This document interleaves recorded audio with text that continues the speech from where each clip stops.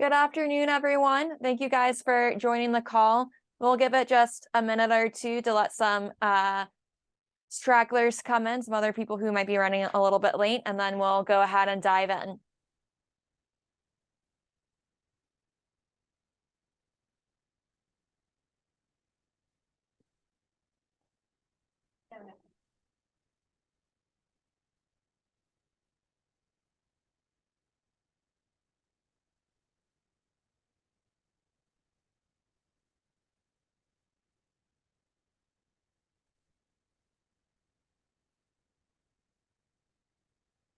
Awesome. So welcome to our October virtual teacher workshop.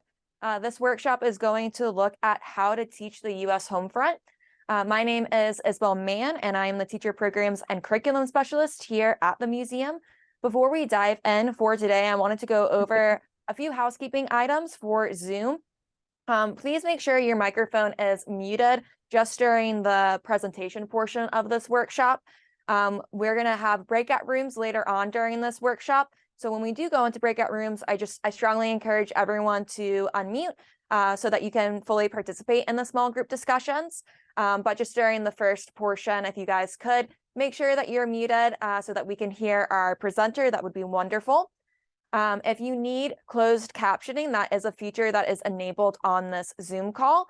So if you do need closed captioning for this event, you can turn on that feature by selecting this option from the menu of features at the very bottom of your Zoom call.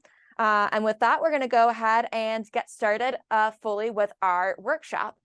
So before we start the first portion of this workshop, I just want to go over a little bit of the agenda and everything that we'll be doing together today. This is a 90-minute workshop, and so out of respect for everyone's time and busy schedules, we're going to try really hard to make sure that this is over right at 5:30 p.m. Central Standard Time. And this workshop will have 3 different components. The first component will be to hear a presentation on some historical context about the U.S. Homefront from one of our museum historians. And then we're going to jump into breakout rooms. We'll have 3 different breakout rooms that are 10 minutes long that will highlight different resources from the museum that can help you teach this historical context in your classroom with students.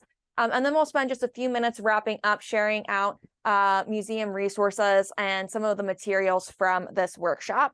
And tomorrow, for everyone who has attended this workshop, I'll send out a recording of this workshop for later viewing, as well as a certificate and letter of completion, certifying that you've completed 90 minutes of professional development with the National WWII Museum. And so with that, I have the great honor and privilege to introduce our speaker for today. You all are going to hear from Dr. Stephanie Hernerschitz. She is one of our non-resident fellows with our Institute for the Study of War and Democracy. She focuses on the Homefront, and she's going to be presenting on victory gardens, scrapping, the role of schools on the Homefront during World War II. And with that, I will let Dr. Hernerschitz take it away. So Steph, you should be able to share your screen now. Okay, let me see. All right, so I think that is what I want.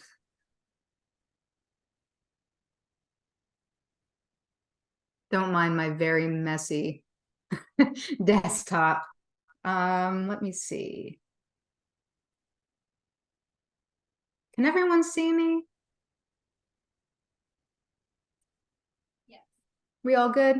Okay, excellent. Whew, I was worried there for a minute, but we're here. So thank you so much for having me here today virtually for this program. I've done a number of these programs, and I always really enjoy speaking to teachers and just talking a little bit about some bigger themes, and then also partnering that up with some resources that you might be able to use in the classroom. So I will say all the images that you're going to see in my presentation today, they're all from the National Archives and Records Administration, from the Library of Congress, there's a really great exhibit that you can go to. It's virtual, and it's through the USDA, so the U.S. Department of Agriculture.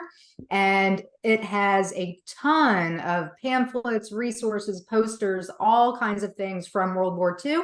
And it's all focused on victory gardens, or small farming is what they call it. So there's a lot of great resources there that you can check out.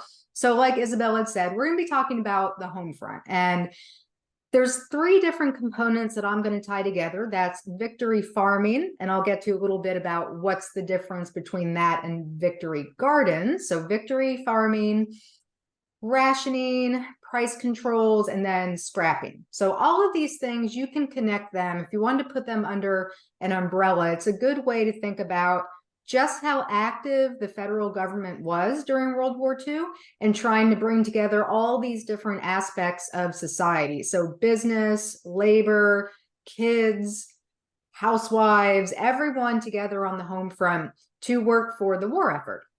And there are a lot of things that I know I've certainly heard of where historians will look at some of these things like victory gardens and say, well, this was more about creating solidarity. It's not that people really grew vegetables and fruits, or that it really had any big, massive impact on the war effort. It was more for morale. That's not true. And I'll get into this in a little bit. Victory farming was actually very crucial to the war effort. It wasn't just for morale. It was actually something that really did help out the government, but it required the government to work with all different kinds of people. So that's what I'm going to be using to tie all of the things together that I'm going to be talking about today. But I will start with victory garden. Victory, can never say that.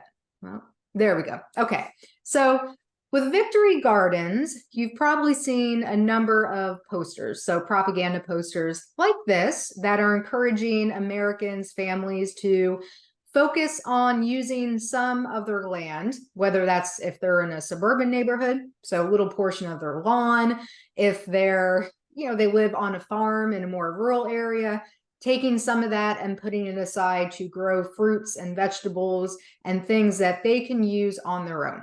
And so the whole idea behind the victory garden is if you've got Americans that are growing their own food, that's less that needs to be taken to feed them. And then there will be more crops that can be used for all different kinds of war goods. And there are a lot of different ways that different products, different produce, different things of that nature are used for the war effort. So one of the most important ones, it's sugar. So we'll get to this in a little bit, but sugar can come from beets, and sugar is really important because it can be used to make rubber. So there's a lot of different things that these victory gardens are designed to help supplement. And again, all to encourage Americans to grow more on their own so that they don't have to rely so much on a lot of the crops that were needed for the war effort. So when I say victory gardens, this might be an example of different images that come to mind. So you typically see propaganda posters. You do see sometimes images of real photographs of people in their victory gardens and tending to them. But this is an image, and it is a propaganda campaign that the USDA, along with the Department of Treasury, all these different government agencies will come together to promote this through propaganda pieces like this. But this is only part of the story. So there are other examples of victory gardens that I don't think make it into sort of the public memory. Or when we talk about victory gardens, there are some things that don't readily come to mind because so much of what we've learned about victory gardens comes from those propaganda posters. And so those propaganda posters really focus on predominantly white people. So in most cases, if you think victory garden, a lot of the images that are automatically attached to that are like the other poster that I showed you. So white suburban families, it's very narrow. And in reality, this goes to show you just how big victory gardens and victory farming actually was. This really touched all different Americans from all different class backgrounds, all different racial and ethnic communities. It really was victory farming. It wasn't just victory gardens. This was a whole act where the government encouraged Americans to farm. again, not just grow these little teeny tiny gardens, but to actually farm, to be able to produce things that they could use to supplement their own meals or their own households and not have to rely on things that could be used for war goods. So this is an image that came from the National Archives, and this is a mother who is tending to her victory garden, and she is in DC. So the other thing I think about victory gardens that we don't typically think of are victory gardens and victory farming happening in urban areas. So typically it's this very suburban image, but everyone grew victory gardens and everyone participated in victory farming. So this is an example right here.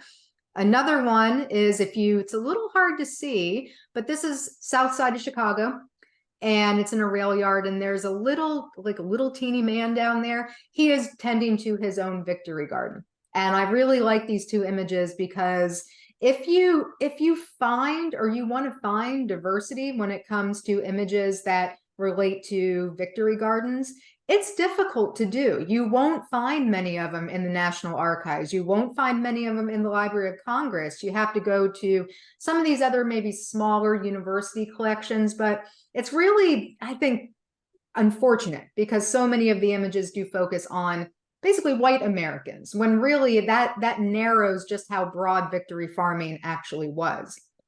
And then another example that I just put up here, there were also Japanese Americans who were in the incarceration camps during the war. They also grew victory gardens and tended victory gardens. So they were expected to grow victory gardens as well, and they were expected to participate in victory farming, just as other Americans were. The U.S. Department of Agriculture went to these camps, just like they went to other neighborhoods, and they encouraged them to support the war effort by growing their crops. So this really was victory farming. It was really broad scale. It wasn't just the little garden. So I think that's the first thing to kind of reconceptualize how you think about this.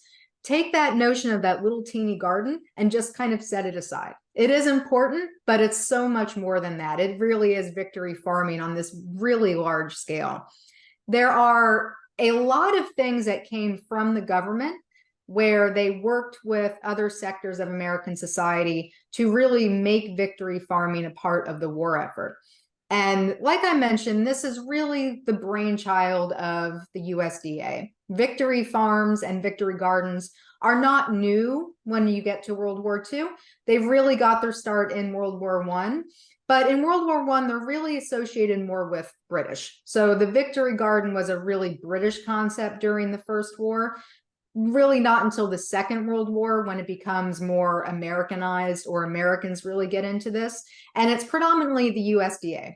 So they're the ones who really begin this campaign in December of 41. So pretty much immediately after Pearl Harbor, the USDA is going to do a lot of work, create a lot of pamphlets, and create a lot of propaganda, and go around different communities and really support this idea that everyone should get on board, try and conserve materials, and grow your own food so that you can help out with the war effort. There's also an industry element to this. So this is also really interesting. I think there's a tendency to overlook this. So you've got the government, you have the USDA. You also have partnerships with the government and industry, private companies, private corporations. So if you think, where are all these Americans getting all of the seeds that they need to grow the things they're supposed to grow? Well, they're going to be buying them, or they're going to be donated to different groups by some of these seed companies, and I'll show you some pictures of those. But this was big business for these seed companies and these corporations that specialized in this. They also got on board, because of course they would, they're going to make some money, but they got on board with this victory farming program as well. So that's kind of overlooked, but I think it's a really good example of just how wide-ranging and how sort of all-encompassing this victory farming program actually was.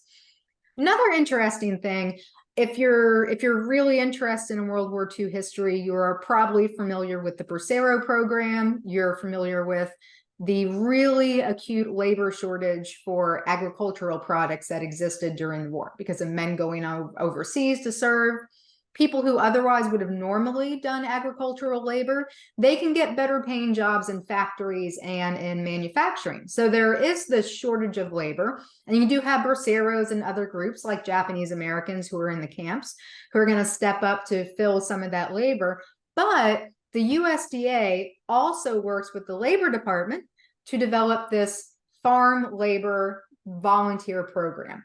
And this is going to really target kids. This is basically unpaid child labor is what this is in a nutshell. And this is part of victory farming as well. So it's not just gardens, it's not just teeny tiny plots or these really large scale projects.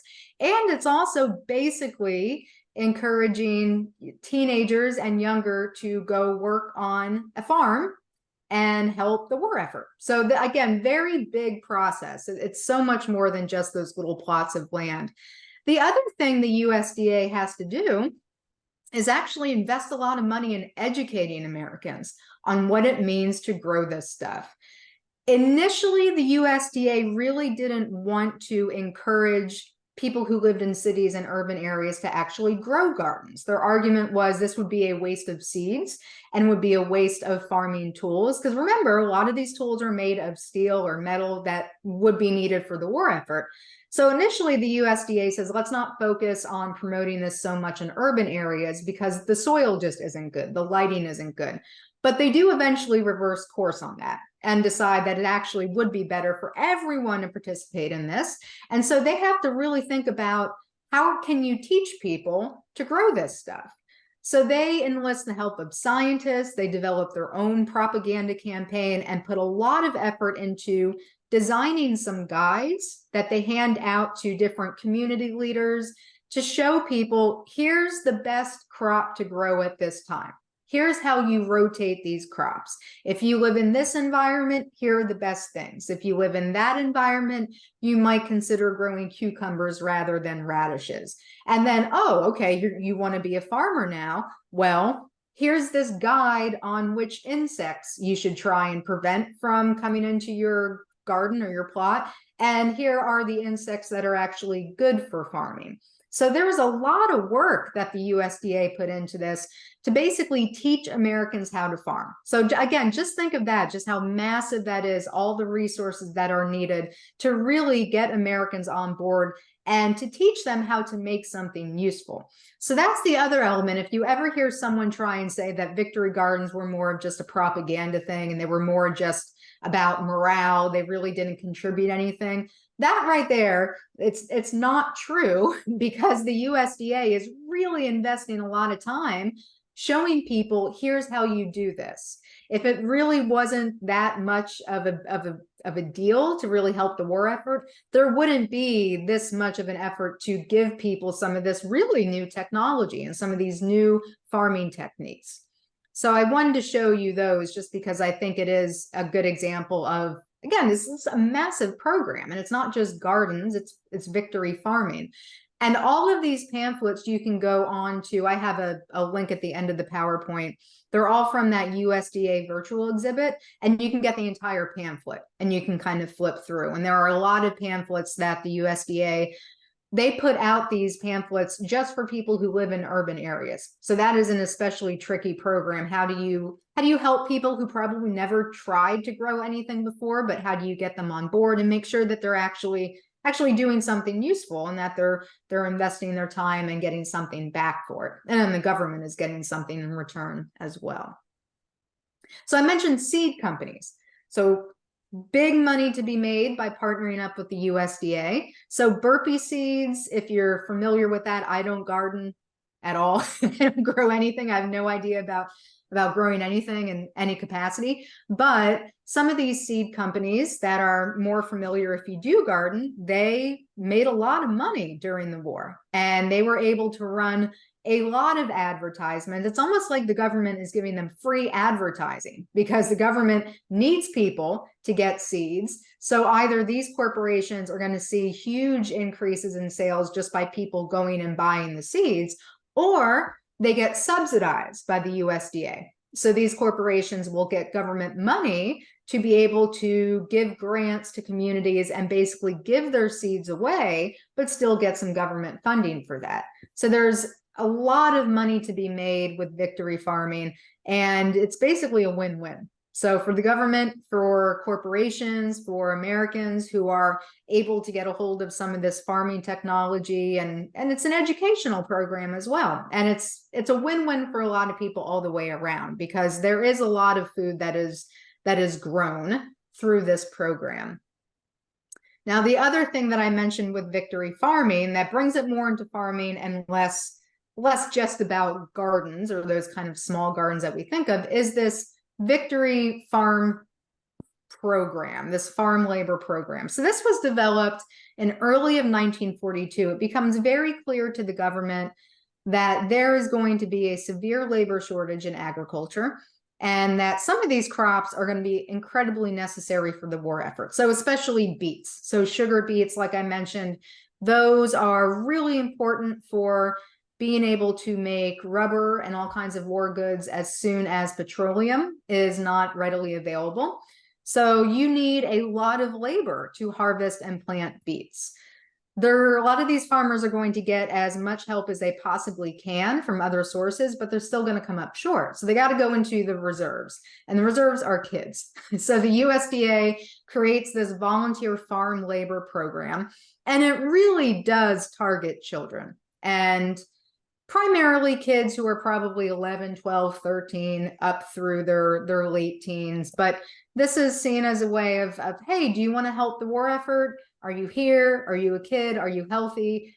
Then go into the fields and go to your local farm and offer to work for free. So this is where child labor laws go out the window, because we're at war, and this is a total war, and you're not working for nothing, you're helping the war effort. So there's about 900,000 kids, so teenagers, who actually go to work for free under this program and give their labor up so that they can help to harvest and plant crops for the war effort.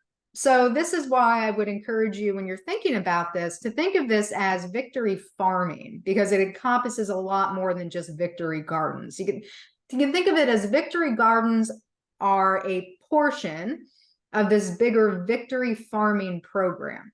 And if you think about it in terms of victory farming, that allows you to get to all these different aspects of society, business, industry, the government, kids, education, and they're all kind of brought together. And it also helps to broaden the scope a little bit and helps you think about some of these groups that have traditionally been left out of this victory gardening idea.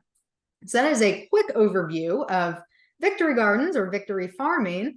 The other thing I definitely want to talk about is rationing. So rationing is a hallmark of the home front. It is something that, not so much like victory farming, where that was a little bit more voluntary. Rationing is not voluntary. Everyone participated in some capacity in rationing. It is required, and that's Japanese Americans in the incarceration camps. That's all different communities. Everyone was affected by rationing.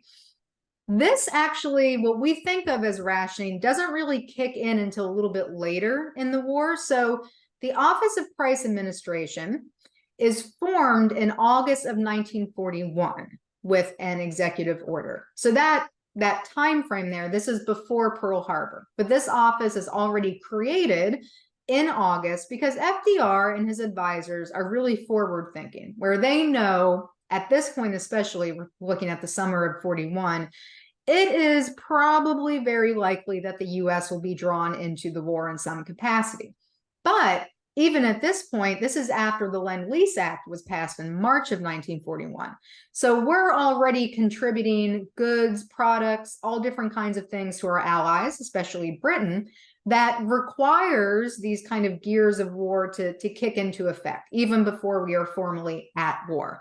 Lend-Lease, in a lot of cases, I think a lot of people tend to think of it as the big heavy machinery, the tanks and the guns and the planes, but much of it is actually farm products. So produce, things that are shipped over eventually, especially to the Soviet Union, That's a huge part of Lend-Lease. So even before Pearl Harbor, there's already a ramp up of the war machine in the United States to be thinking about logistics. So the Office of Price Administration is created in August of 41.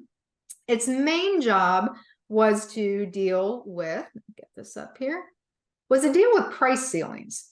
So that's its initial job, to figure out as we get closer to war, and then especially in December of 41, the goal is to figure out what are the prices that we will cap certain goods.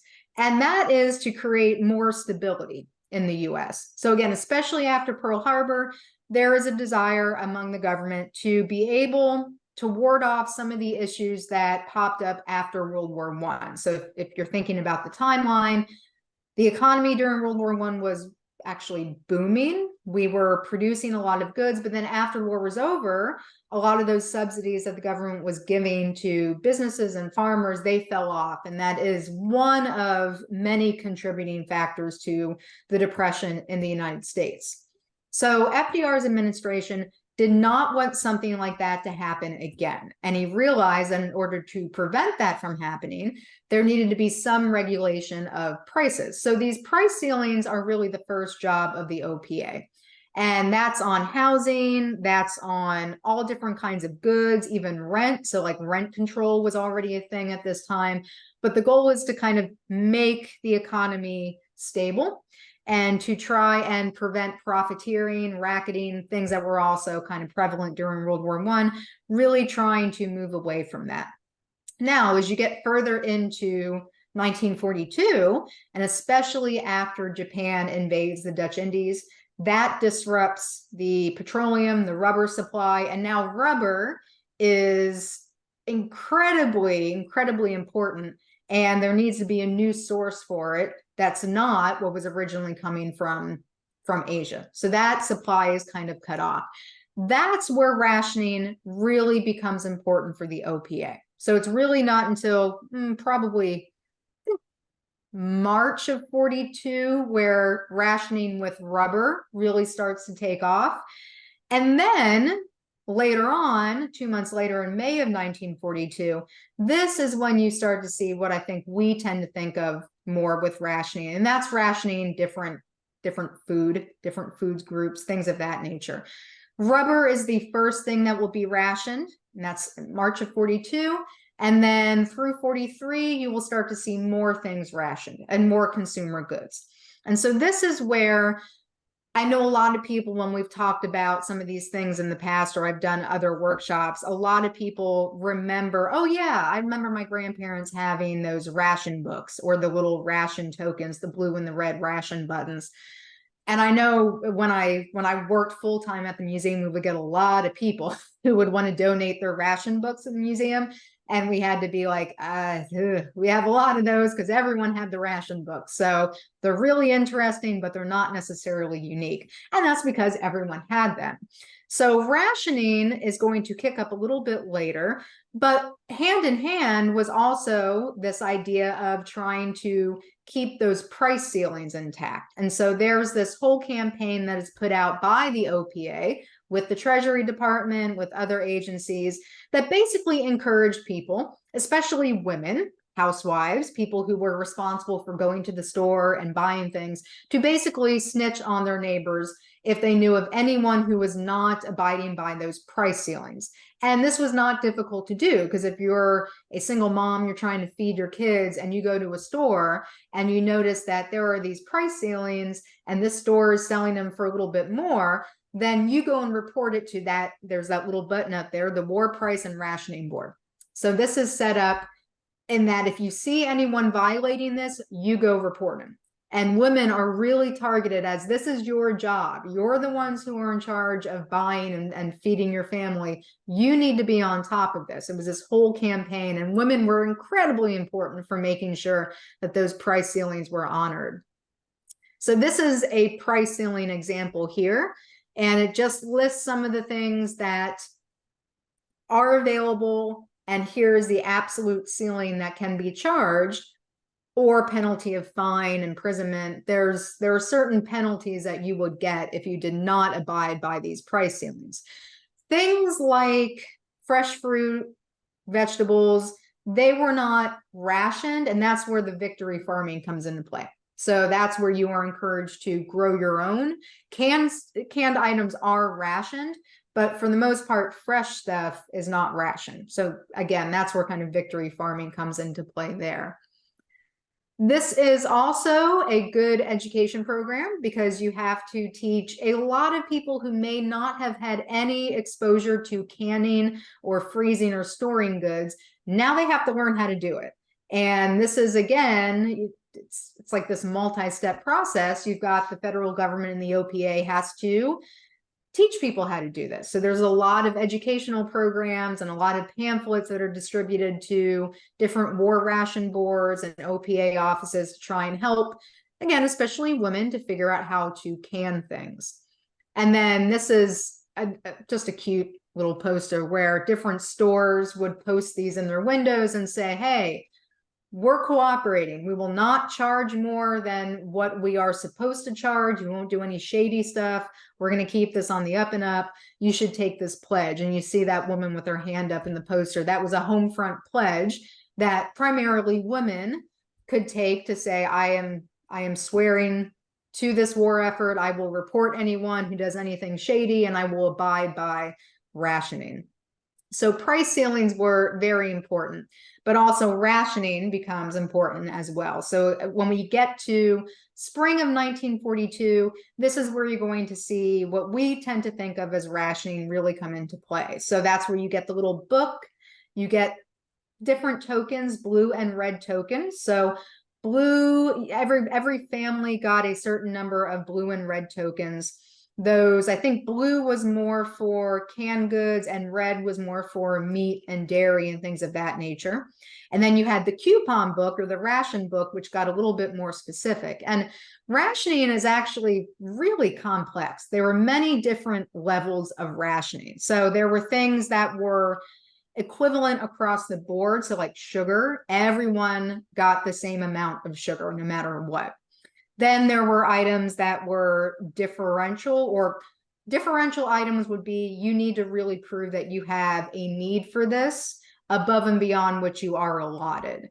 You've had certified ration programs where that's incredibly rare. Like if you need tires, you really need to prove that you need them. And that's up to the War Ration Board to make that call.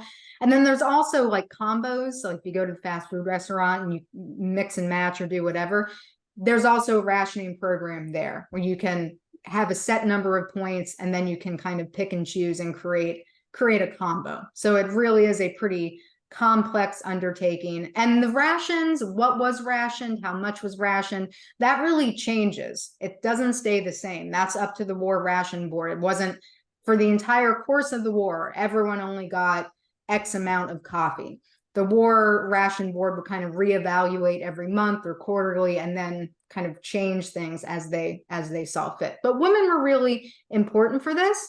Also, for the African American community, let me go back here. So this is a group of school kids in Richmond, Virginia, at an African American school, and they are also being educated in rations. So again, this was, we tend to kind of think of these things being in line with a specific group because so many of the propaganda photos that we are aware of focus on a lot of white Americans, but everyone rationed. And so I like this image because it is one of the rare ones in the archives that actually feature a Black community rather than just a white community.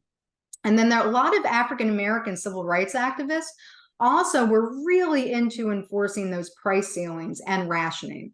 And if you think about it, it makes sense because this was like an equity program. So the Double V campaign, if you're familiar with that, Victory at Home and Victory Abroad, that is incredibly important also here on the home front in making sure that everyone followed the rules because that was a form of equality that didn't exist before the war. So that is also kind of this fun little fact that it really did mean a lot to Black communities because it was a way to enforce equality in a way that they really didn't have access to in a lot of ways before. So I will wrap up with my final point, and that is the Schools at War program. So this is scrapping, this is these huge drives at the school to try and get kids really involved. So there is a big push to get kids involved with the war effort.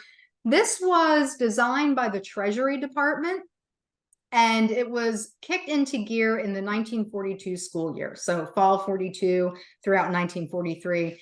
And I think the name says it all, but the whole point was the Treasury Department would establish these different programs in elementary schools and high schools across the country. And the whole point was to encourage kids to have bond drives and also to go scrapping. But this was like, it's a brilliant, one of the most successful propaganda campaigns during the war because so many kids participated. It actually drove teachers a little bit crazy. So there are a lot of reports in newspapers where teachers at some schools absolutely hated this because this was the only thing kids would focus on. And their pay wasn't that great.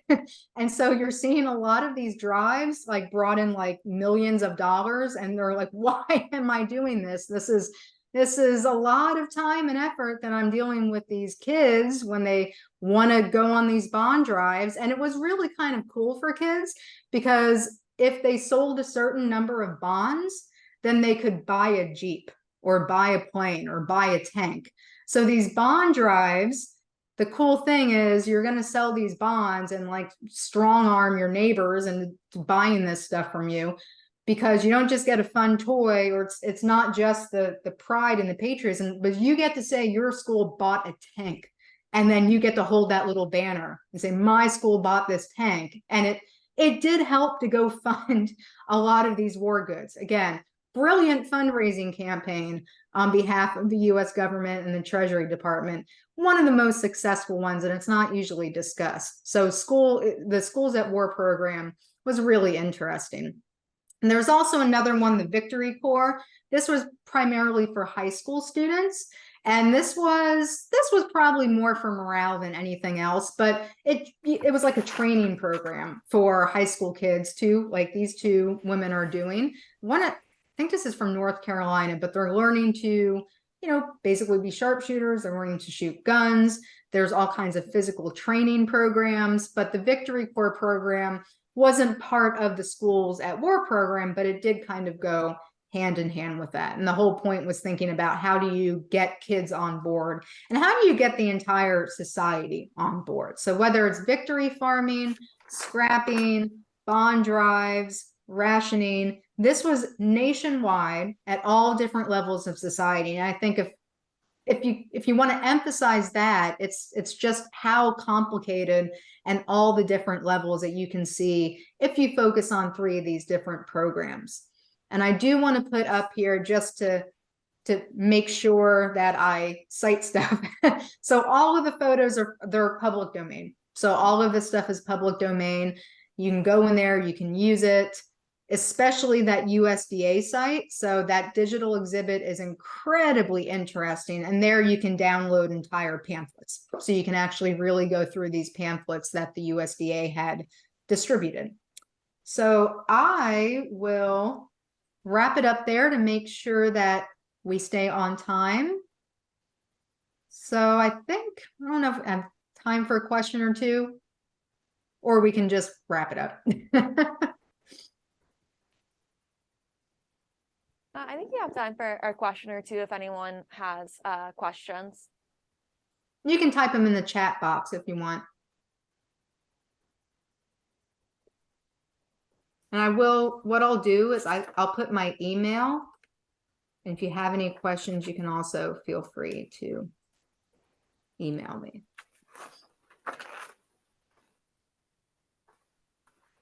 Awesome. Well, thank you so much, Dr. Hernerschitz, for that awesome presentation. So I think we're going to move on to the breakout room session of this workshop.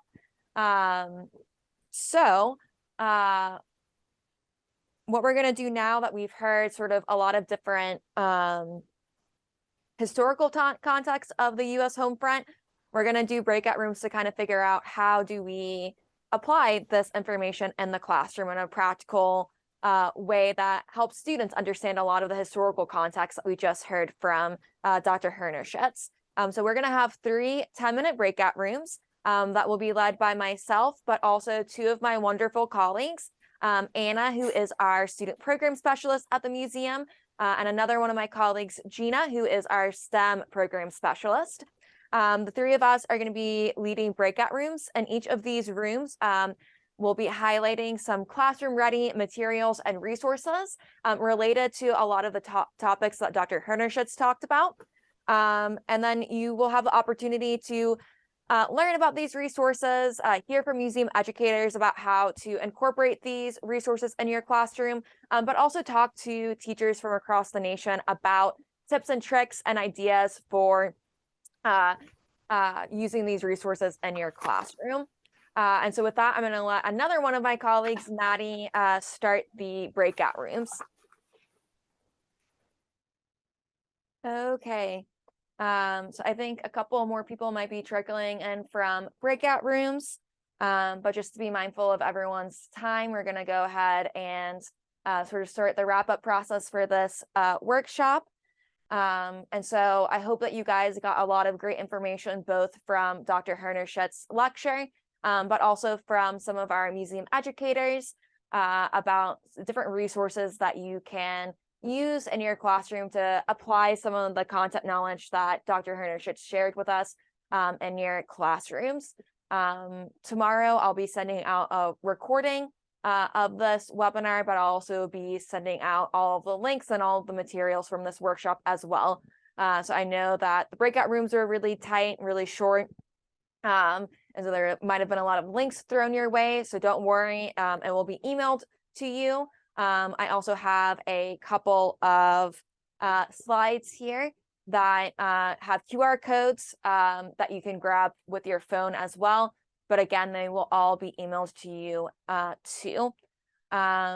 So resources from this event, I have a Wakelet collection that easily puts in everything from this webinar, from the slides to all of the links and breakout room materials.